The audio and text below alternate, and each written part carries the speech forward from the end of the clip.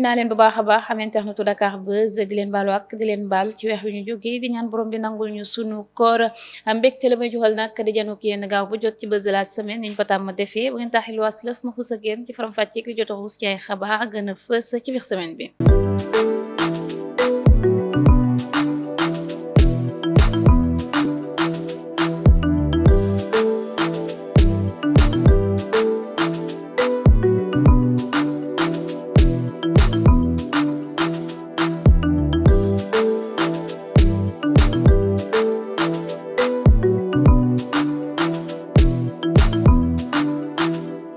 coow la nag jeexagul la diggante Pierre Goudiaby Atepa ak Aby Ndour gannaaw ba àttekat ba tegee daan woykat bi weeru mai atum 2021 ngir mu fay rek fukki million ñeel dommage ak intérêt lalu ci ay kàddu yu mu biraloon ci réseaux sociaux yi. Architecte bi nag dafa bëgg a jëfee la yoon tëral moom Atepa dafa yoon huissier ca Abyss Garden di restaurant bu féete ca corniche ba ngir rek ñu amal la ñu di pee saisie de matériel bu nu sukkandikoo ci Ibrahima Seck ma fa newoon huissier ba ñëw na fa rek ci bëccëg gi àndaale kayit gu muy mën a jëlee chaise ya ordinateur yaaka ya ca biir yëpp ba ko sunu ay naataango woowee moom Aby Ndour xamal na leen ni rek waxtaan na ak huissier bi mu ni ko Pierre moo ko yebal ay atangi nag Atepa di dox ci ay tànkam xamul mujj gi lan la ko Atepa bëggal day mel ni rek da koo singli bu dee ne nag Abyss Garden moo ko tere nelaw na xam ni dana souffrir. El Hadji Ousseynou Diouf ak Valérie Bishop ña nga woon ni kii démb ci kanami juge civil bi ngir ab audience réconciliation. Valérie Bishop mooy ñaan baat ancien footballeur gi ñu jot a àndal rek ñaar fukki at ba am ak moom ay bant waaye nag ci kanami magistrat bi El Hadji Diouf dafa ni bëggul sëy bi tas. Les Échos bi ñu baaxee xibaar bi ñu xamal ni rek ndaw sa dafa lànk juge ba nag dafa mujj dàkkaat audience ba baal juma ji di ñëw ngir jéem leen a jubóole waat suñu jëmee nag munul ñu dañuy mujj rek a tas sëy ba. mbirum njabar la ñuy waxtaanee jëmale ca Fatou Laobé gannaaw ab waxtaan wu mu sekk ak Sidaat ca RFM woykat bi nag nee na bu demee Amérique day dund lu neex waaye daal ba xasee ñëw Sénégal dafay mel ne ku ñu lem rek dugal ci benn carton doful dina jàpp ko te it daanuwul ay rab ba tax na rek mu ni loolu tayu ko loole nag la ko teye nag xamu ko xamanes na it nekk ne dañu ko liggéey réew mi nag am na ñu baax waaye am na it ñu bon ñoo xam ni ci lu bon la ñuy dox subaak ngoon teg si rek nee na am na si sax ay artistes yu nga xam ni seen ay moromi artistes bu ñuy woy seen xol da si bon. Fatou Laobé nag teg na ci ne rek dafa am mbetteel ci aar bi lool ndax daa dem ba ci biir mu xam ne am na ñoo xam ne bëggaluñu ko dara te bëgguñu ko dégg it ci dara. bés yi yëpp nag scandale nga am Dubaï la ñuy waxtaanee di ca tudd rek ay influenceuse africaine ak européenne bokk na ci ñooñu nag influenceuse ivoirienne gile di Eudoxia ba nga xam ne ni nag mi ngi jamono ji Dubaï dañu ko boole ci ñooñu doon def lu doy waar foofule. xamle na ne nag séjour am ca Dubaï cadeau d'anniversaire la benn milliardaire moo ko invité logé ko ci hôtelu 5 étoiles di fay 1 million bés bu ne nee na dem fa ci lu ñàkk fayda te it xamuloo ni rek am na ñuy def xeetu jëf yu salte noonu gis na vidéo ba nag tëyem na ko lool. di fàttali rek ne sénégalaises yu bari ñu ngi di leen ci tudd ku ci mel ne Rango Adamo biral ni rek bokk na ca liste ba ci ab vidéo gu mu def nag influenceuse gi tontu na ci loolee jarale ko ci ab TikTok gu mu defaat ba noppi rek fësal ay mbind di xam ne ni influenceuse la te liggéeyam moo koy yóbbu Dubaï moo tax itam mu am iPhone 13 Pro Max conseil ga mu ci tegal ay fansam moo di rek ñu liggéey bu baax ndax dara yombul ci àdduna bi te li wóor moo di ne moom du def la ñuy wax ne amoon na foofe ca Dubaï. ba tey ci boobu scandale nag ancien parlementaire gile di Moustapha Diakhaté àdduna ci xala di ci ay xalaatam moo di ne rek ministère des affaires étrangères dafa war a wóolu ambassadeur Émirats arabes unis gi ngir xam rek la ëmb yëpp ci scandale ga tudd nañu ci mbir moomee nag ñeent fukki jigéenu Sénégal ak ñett niki noonu nag nguur gi dafa war a def kéem kàttanam ngir delloo si leen ci réew mi bu dee ne bëgg nañoo ñibbi si na mu ko xamle. Souleymane Ciss dal dina am ndam ci procès ga doon dox digganteem ak Gabriel Kane juge bu tribunal correctionnel bu Ndakaaru dal dinay jël ndogal niki alxamis gi weesu ci coowal diffamation ak injure publique googule niki noonu nag topp na féministe gi ci tuuma ya teg ci ndodam ñetti weeru kaso yu mu dul tëdd ba noppi rek fay 2 millions ñeel dommage ak intérêt. moom Gabriel dafa fësaloon ay mbind ci page Facebook am doon wax ni rek ex maire Thiès Est gi di Souleymane Ciss dafa jëfandikoo ndaw benn gune ci ay xar fa xuufa niki noonu nag homme politique bi doon laaj ci njël benn fukki millions.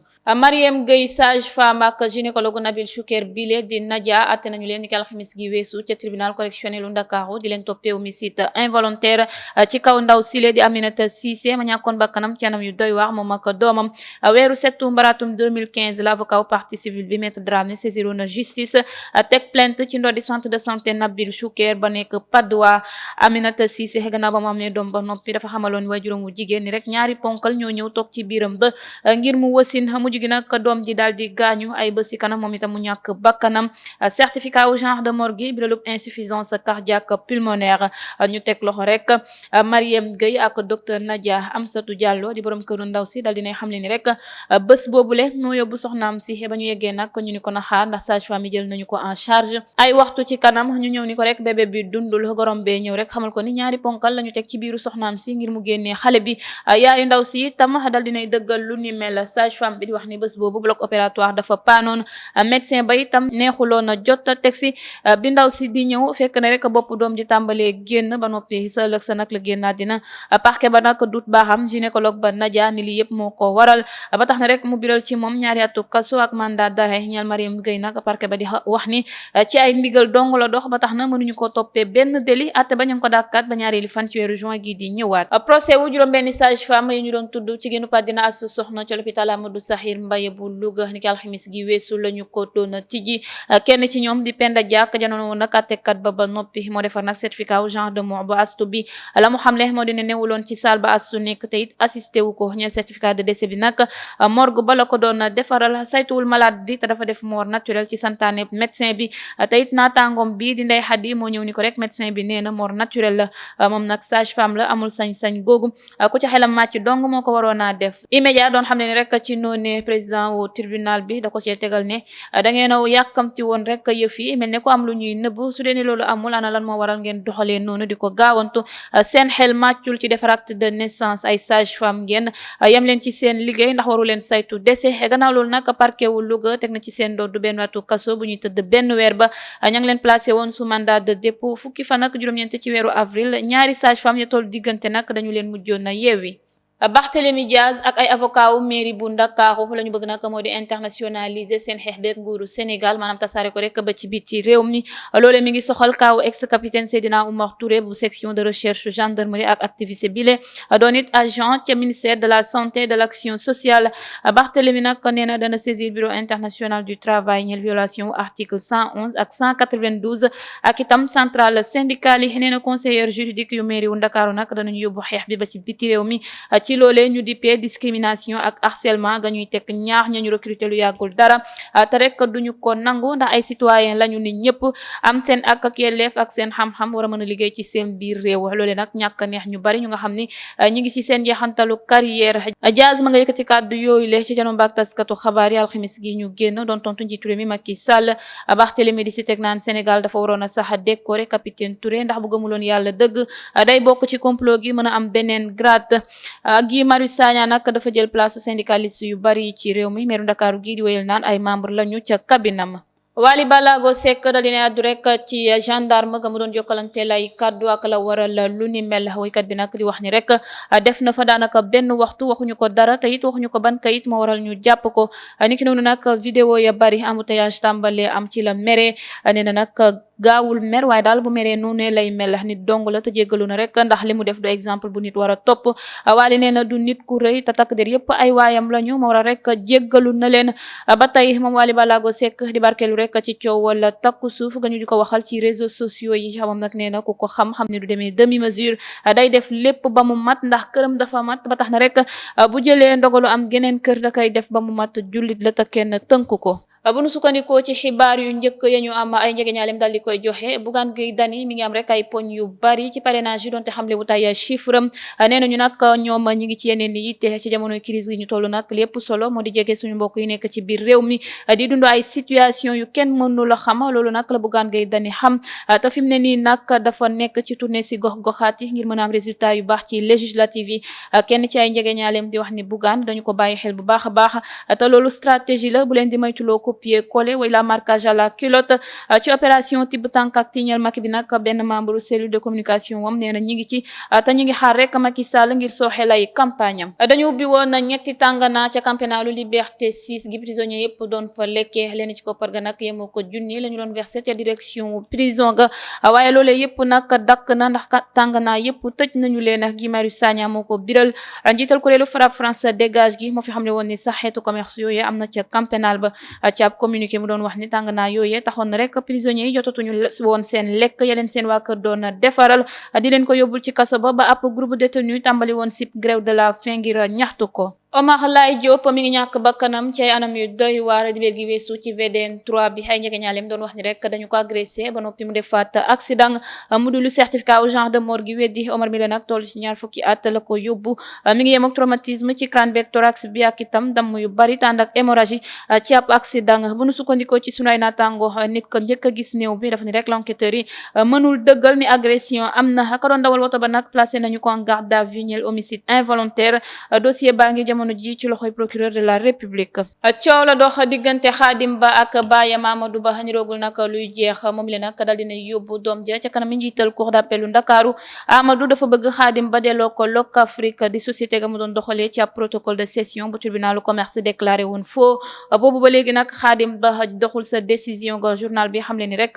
looloo waral baayam saisir sa premier président cour d'appel magistrat bi renvoyé ñaari parti ba juróom-ñeenti fan ci weeru mai ndax kat kenn ci avocat wu Khadim Ba di maître Seydou Diagne dafa demoon na Guinée fukki million ak juróom benn la patron wu Sedima bile di Babacar Ngom ñàkk ci ab opération d'aviculture bu collaborateur am gi di Pape Bakary Koli waroon amal ci diiru 90 jours loolu waral rek mu yóbbu ko ca tribunal des flagrants délits bu Ndakaaru di ko toppee abus de confiance ci loolee nag teg nañu ko daanu juróom benn weeru kaso yu mu dul tëdd ak fukki million ak juróom ñaar yu mu war a fay Sedima ñeel dédommagement Bakary dafa waroon jaay delloo Sedima xaalisam dox di jël bénéfice am waaye daal ba délai ba ñu ko joxoon weesoo respecté wul seen contrat ga yéen a ko doon xaar yegsi na nga ni ma waaw yéen ñi di yëngu ci wàllu événement moo xam nga di artiste bëgg a jël Bercy mbaa amal fa sa xew-xew simbu Sénégal bu bàyyi simb yombalal na leen ko Sadio Ndiaye daal taxawal na ab agence de sécurité dippee ko Léoné Group soxlaatul jëli tubaab ngir kaaxange mbaa di xool fu sori entreprise ba dana dox ci lépp ba sa xew-xew jaax yoon yow mi joxante loxo ak moom jegeel ma Sadio Ndiaye may administrateur ba mu xuus ak yow ci liggéey ba xamal la na muy tëddee daañu yëngu ci banque yi ci supermarché yi concert yi train yi ba ci usines yi siège ba nga féete ca Italie Daniel Bora di chef personnel ba jokkool ak Sadio Ndiaye ci 39 349 767 82 91 ngir am ci ay leexal sama mbokku sénégalais yi Léoné Group sunu yëf la. ay bés si ginnaaw Ahmed Khalifa Niass dafa toogoon ci télé yi rek doon yëkkati ay kaddu bàyyi imam ak oustaz doon ko weddi Iran Ndaw itam dal dina ci àddu di wax ni Bukhari ak Muslim duñu ay moromam te bu Bukhari ak Muslim waxul dëgg kenn waxul dëgg kon ñooñu nag ay mag lañu yu sonn lool ci yonent bi di génn ay waxam ñu di ko bind Iran nee na kooku bu ko kenn woowee kilifa ndax doonu ko su bëggee morom nag way la rek mu bëgg a siiw na ko wutee neneen lu bees dal dina juddu ci dossier ba ñeel mbirum poste finance juge d'instruction bu deuxième cabinet bi di rek Mamadou Seck joxe woon na ndigal ñaar fukki fan ak juróom-ñett ci weeru avril extraction agent yu la poste mu di Alexandre François Xavier Diédhiou Abdoulaye Faye ak Keba Diédhiou ca maison d'arrêt et de correction wu Rebeuss loole rek ngir ab perquisition ci seen bureau ya ci loole nag l'enquêteur yi teg nañu ci loxo ay chèques yu bari yem ak 30 ba 400 millions ak 150 millions yu ñu fekk ci coffre yi journal bi wëyal di xam ne ni rek lañu luubal yépp ci xayma jege na 1 milliard gannaaw ba ñu dakkalee contrat ga doon dox digganteem ak IAM moom capitaine Oumar Touré ay influenceurs sénégalais dañu ko rek jagleeloon na benn cagnotte ngir jàppale koko ñu jotoon ko sax dajaleel 1 million ak lu teg waaye nag capitaine Touré jotagul koppar ga ba ndëgëni si noonu la ko xam ne rek ci ab commentaire gu mu def doon tontu benn waay naan ko rek bu ca jotee dana ko xamal sénégalais yépp daanaka rek ñu bari ci askan wi ki du Oustaz Modou Fall la ñu taamu ngir rek mu di leen xamal la borom bi wax duo yam yu def ak Pape Cheikh Diallo nag gën a xëcc téléspectateurs yi waaye nag ci weeru koor gi Oustaz Modou Fall da ca joto dugg ci ay mbir yu wuteek diine quartier général ga mujj gi nag ëpp lool ni ko nit ñi jàngatee ni ki noonu nag internet yi di ko xas ba di génne rek ay nataalam yu yàgg booba caméra dootu ko woon a tiim Idrissa Seck ma yàddooti ci mbirum politique gannaaw ba mu amalee jullik korite gi ba noppi kaddu yooyu nag mu yëkkati ma ngi ko leel Ceesuwaay yi di leen wax ni rek ñu bare ngi ko mere ndax ñàkk xam la tax rek mu dem ci njiitu réew mi Macky Sall su amee lu nar a xocc réew mi nag nañu war a jëfee moo di jël seen ay matuwaay dana doon gën a yomb ci moom nag mu profito ca sa jafe-jafe yooyu waaye daal dafay irresponsable kon te homme politique bi tax ñuy wax dafa war a xam li mission wamam bu njëkk te loolu rek moo di jiital jàmmi réew activiste bi le di Gassel Salvador dañ ko convoqué woon rek ba jotoon ko déglu loole rek gannaaw ab plainte gu Mansour Faye meeru Ndar milliards gi teg ci ndoddam da ko dut baaxam ci diffamation injure ak mise en danger de sa famille. Mansour Faye nag fa mu wekk plaintam moo di la El Salvador def benn documentaire ci doomam bu jigéen bi mu wër réseaux sociaux yi ba ñëpp doon ca yëy yàbbi. waa aar li ñu bokk nag ña nga woon rek gendarmerie ba ngir firnde ko seen taxawaay. gannaaw loolu nag secrétaire exécutif national bu FRAPP di waskan wi ngir ñu boycotté ay produits jaari gannaaw ba ñu tegee loxo gaas El Salvador ca Ndar. FRAPP nag ne la ñu di ko toppee du lenn lu dul la mu àddu ci anam wi Mansour Faye ak doomam amee koppar ba tax na rek nañu bañ lu ni mel. kuréel ga di ci dolli naan na démocrate yépp boycotté produits jaari yooyu nga xam ni dañuy bañ ku ko critiquer mbaa di ca joxe sa xalaat. taskatu xabaar wi lee di Babacar Touré moo doon xam ne ni docteur Al Ousseynou Gaye bakkanam a ngi ci xottu gerte. Al Ousseynou nag moo di médecin ba saytu Adji Raby Sarr ci jamono ya mu waxee woon ni Ousmane Sonko da ko sàkku bu nu sukkandikoo ci journaliste bi ay nit yu ñu xamul la dinañu yàkkate wotom bi samp fay micro ba noppi rek yóbbu document am yépp. jébbal na plainte ca gendarmerie wu Ngor dañu ko menacé de mort ni ko patron kéwlo gi di xam ne. docteur Al Ousseynou Gaye jot nañu ko déglu ca bureau doyen des juges ci mbiru Sweet Beauté bi tafa mu tegoon tànkam teggiwu ko ndax nee na Adji Sarr ñàkk na ndawam bu yàgg. coowal ñaari milliards ya ñu jëlal footballeur bi lee di Papis Demba Cissé la ñu leen di xamal rek ci anam wu gënee yaatu nañu ko defee. ci mbir ma nag jotoon nañu ci placé sous contrôle judiciaire ñaari nit mu di Mamadou Diène mi ñu gën a xam ci Maalu ak rek Astako Mbacké Seck. Maalu moo ne woon homme de confiance su Papis Demba Cissé moo doon doxal Pakao groupe ba footballeur bi taxawal mu am ca biir Pakao industrie Pakao management ak Pakao immobilier. Astako Maalu moo ko jël di liggéey ak moom Papis Demba Cissé ba muy saytu bilan au 31 décembre 2018 la gis ab prêt 367 millions ca SGBS ñeel dépenses fictives ak charge d'exploitation suspecte ci la saisiré tribunal du commerce hors classe bu Ndakaaru ñu boole kak rek ku xelam màcc ngir mu andi ca ay leeral. rapport ba di wane ni rek ba ñu dugalee fond bi ci compte Pakao dañu viré waat 250 millions 887 mille 448 ci ab compte bu ñu ubbi Londres ci turu Pexen Partner. ñu amalaat geneen virement wu 9 millions 839 millions 355 ci ku ñu naan Issa Dramé ak 146 millions 934 mille 368 ci Oasis Chicha Land. expert ba di xamle ba tey ci rapport bi benn chèque gu reversement bu 20 millions ca Pakao management laal nañu itam Pakao immobilier ci xayma amal nañu 72 opérations suspectes ci fonds ya 36 yi di ci kopparu 352 millions 547 mille 782 yu amul benn preuve. yeneen 36 yi di ci ay virement wu Astako Mbacké Seck yem ak 593 millions 428 mille 677 yeneen ya ñeel SCI ñilo 156 millions ak itam ñetti chèque compensation 38 millions 807 mille 60. ñaari élèves mineurs yu nekk classe su 6e ca CEM APIX bu ginnaaw raay sud dañoo doon xeex bésu korité ci guddi gi. Njaay moo doon rube colinu xarit wii di Mor Diagne ñu sànnante kàddu yu métti doo di songo Njaay daal di jam paaka Mor Diagne moom le nag dafa jëndee mbubu korité ba junne ko juróom-ñeenti téeméer xarit ya naan ko rek ñaar téeméer nga ko jëndee di ko ree. Diagne ànd saak mer nag xarit yi ne dañuy foo dongo daal di koy jéggalu waaye Njaay moom ne du bàyyi ba ñu songoowee nag ñu dox seen diggante Njaay profito ci rek xaañ ko xeer ci boppu Diagne bi muy naaj ci jële ca gaañu-gaañu gu métti. ñoom ñaar ñëpp ñibbi seeni kër waaye daal dañu daje war rek fa ñu tàmm di waxtaane. Njaay yóbbaale ab paaka dugal ci poosam ñu daje nekk fa ñu tàmm di waxtaane. Njaay nag àndaale paaka dugal ci poosam ñu daje di xuloowaat. Njaay nee na Diagne da ko tay wekku ko mu song ko xeex jam ko sànni paaka bi daw làkkatu ji seen kër ca ginnaaw raay. Diagne itam dem këram ñu teg ko ci scooter yóbbu centre de santé Baye Alla Diop bu Pikine ex Dominique. ci yoon wi nag mu ñàkk deret gu bari mu mujjee génn àddina. takk der yu commissariat d'arrondissement wu ginnaaw raay sud dem ca centre de santé ba yëg ni rek ñàkk na bakkanam ñu jëli xaritam ya fekkee woon xeex ba yëpp daal di leen di déglu. gannaaw loolu itam ñu jëli Njaay mu nangu la mu def xaritam bi niki noonu nag ñu defeere ko parquet ba.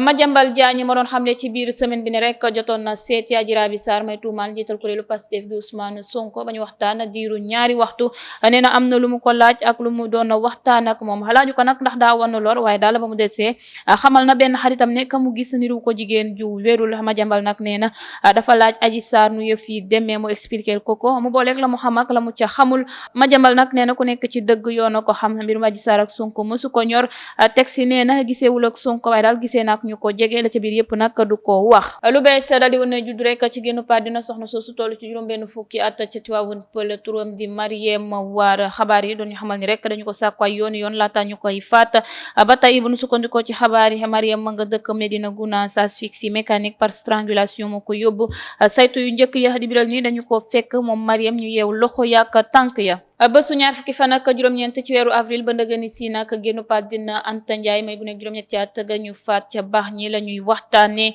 ñañu di ca dut baaxam di ku ñu naan mëma toll ci fukki at ak juróom-ñaar ak Coro Mbub maam fukki at ak ñett yu tegal juróom-ñetti weer bés boobu la nag ay boox yi 19h la ñu fekk Anta ci benn bâtiment bu pareegul deret doon génne ci bakkan wi mu am ay gaañu-gaañu ci baat beek ndong li autopsie ba di xam ne ni rek asphyxie mécanique par étranglement moo yóbbu xale bi légiste di wax ni rek Anta sàkkuwuñu ko nañu ko xamle woon ci njëlbeen saytu yu njëkk ya nag la ñu ca gis ab mbaxana bébé la loola jaaxal leen lool soxna su sant loo dëkk ca boor yooyee moom mbaxana bi ndax doomam moo ko moom waaye nag xamul la tax mbaxana doomam bi nekk foofee niki noonu nag mu xamal l'enquêteur yi ne am na waxtu mu ko dénkee woon Coro Mboup ñu jëli ko moom Coro yóbbu poste ba ngir rek déglu ko mu xamal l'enquêteur yi ne ci kanamam la ñu faatee Anta Ndiaye dafa ragaloon wax moo waral mu daw ka ko faat di Mamadou Ba xam ne ñu gën a xam ci Mama juddu ñaari fan ci weeru janvier atum 2005 di ab tailleur talaata la ñu ko jàpp ay boori 21h30 xabaar yi doon xam ne ni rek Anta dafa gis Mama ak Coro ñuy sëy ba ñu bañee mu boole leen Mama xoj Anta Ndiaye Coro doolu ci ne rek moo jàppale sax Mama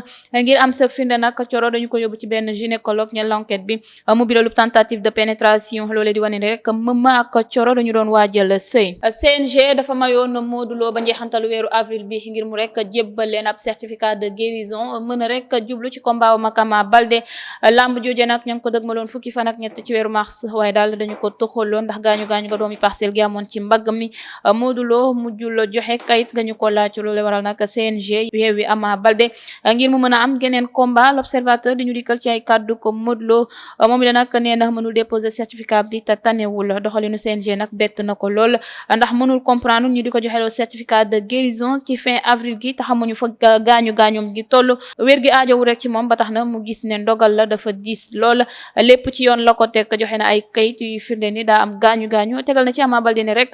danañu lijjanti seeni mbir bu lu yëpp weesoo mbokk yi li la leen andiloon tey ci buzz de la semaine ni ñu koy defee samedi bu jot duma tay ci di leen ko bamtuwaatal li jot a xuus ci ay xabaar gën a fës ci biir semaine bi la ñu leen di baaxee buñ ca noppee bàyyee leen tontu beek laaj bi ngeen analyser ko seen bopp dama fay jaare rek daal di jaajëfal équipe technique Dakar Buzz yëpp di jaajëfal Lamine Si mi fare woon ci caméra bi ngeen gën ko xam ci bossi di jaajëfal itam Muntaga di leen jaajëfal yéen ñi safoo di ñu teewlu di leen jox di daje beneen samedi incha allah